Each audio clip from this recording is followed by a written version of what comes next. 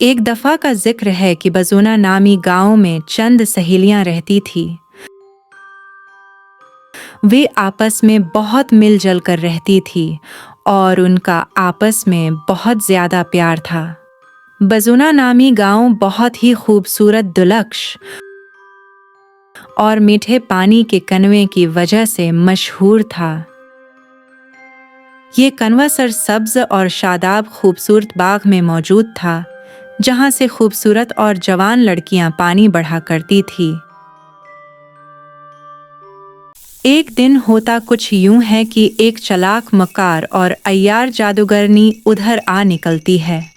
रात का समा पाकर वो अपने जादू का जाल उबालने लगती है। वे ऐसा काला मायादार जादू फैलाती है जिसकी वजह से उस इलाके की रौनक खत्म हो जाती है और कनवा एक खौफनाक काले जादू और इसीबदार कौवे में तब्दील हो जाता है।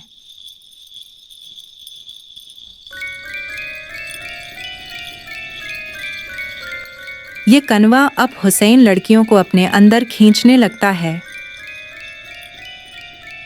और उनको बूढ़ी चुड़ैल में तब्दील कर देता है।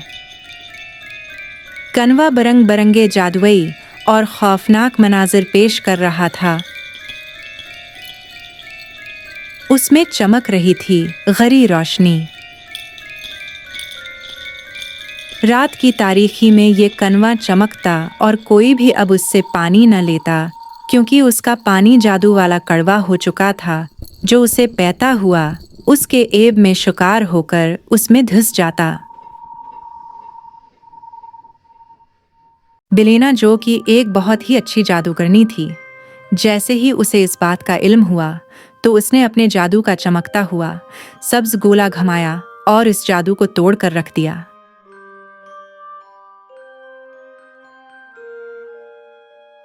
अब वो गांव फिर से सरसब्ज और शादाब हो गया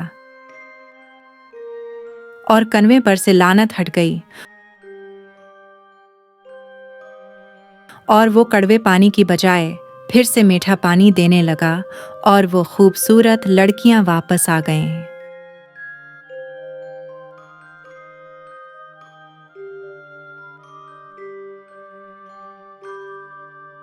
अब वो सहेलियां दोबारा से कनवे में पानी भरने के लिए आने लगी और लोग वहां से खूब पानी भरने लगे।